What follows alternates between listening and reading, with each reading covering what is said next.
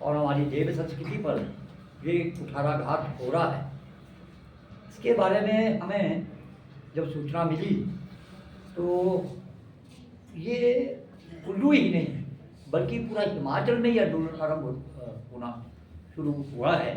आगामी शायद मंडी में भी इसका कार्यक्रम चलेगा।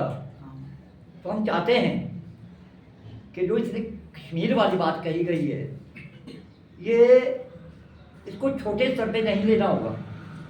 ये एक बहुत बड़ा खेद का विषय है कि आने वाले वक्त में जिस प्रकार से जो हमारा शांत प्रदेश है, इसमें देव आस्था के अधिकतर लोग जो यहाँ बात करते हैं, जो देवतुल भी है, कहीं ऐसा तो नहीं आने वाले भविष्य में जो हमारी आने वाली पीढ़ी है उसका ये परिणाम उन्हें भोगना पड़े।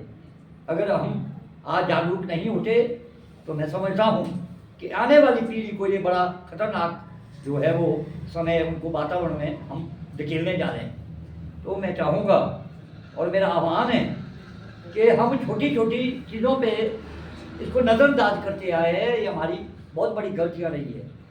आज हम जब देखते हैं कि बिना प्रमाणित व्यक्ति, बिना जानकारी के व्यक्ति वो इस प्रदेश को भी लूट रहा है।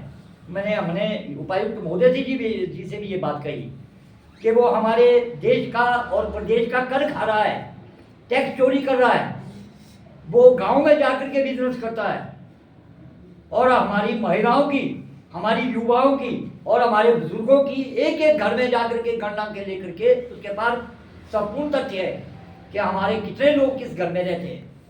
मैं चाहूँगा कि शायद उपायुक्त महोदय ने भी ये हमें आश्वासन दिया है कि हमने पंचायत में हर प्रधान को नोटिस किया है, लेकिन इसको कम स्तर पे न लेते हुए एडमिनिस्ट्रेशन और कानून के जो प्रधान अगर पूर्ण रूप से हर अपनी पंचायत का ये जो बायोडाटा है वो अगर गवर्नमेंट को नहीं देता है तो उस पर भी सख्ती से कानूनी कार्रवाई होनी चाहिए। इससे दर्शाता है कि जो उसमें कुछ परसेंट हमारे जो प्रतिनिधि होते हैं उनकी भी बहुत बड़ी कमियां इसमें पाई जाती है। क्यों कि मान लीजिए उदाहरण के तौर पर मैं जिस गांव का व्यक्ति हूँ, उस गांव में कोई आग लगा के चला जाए, किसी की माँ, बेटी या बहन को उठा करके भाग जाए, अगर वो बायोडाटा अगर पुलिस में मौजूद है तो पुलिस को बड़ी सरलता से उस दुर्घटना को पकड़ने में सहायक सिद्ध होती है। अगर वो प्रधान अगर उस बायोडाटा को पुलिस में नहीं देता है तो मैं समझता हूँ कि कानून को भी एक दिन के बदले उसको 15 दिन तो उसकी छानबीन में ही व्यतीत होते हैं। उतने दुर्घटनाएं पूर्ण रूप से अपना स्वरूप धारण कर लेती है। इसलिए मैं चाहूँगा हिंदू वाहिनी बड़ी तेजी से और बड़े पारदर्शिता से, और मैं एक और बात बताऊँ कि हिंदू धर्म, हमारा सनातन धर्म इतना पारदर्शिता सिखाता है और दर्शाता है कि वो कभी भी किसी भी धर्म की आलोचना नहीं करता, किसी भी धर्म की कभी विविधता से ये स्वरूप में नहीं देखता।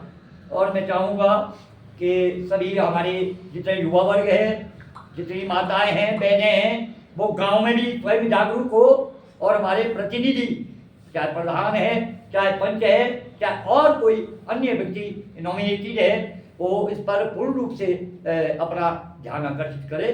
धन्यवाद।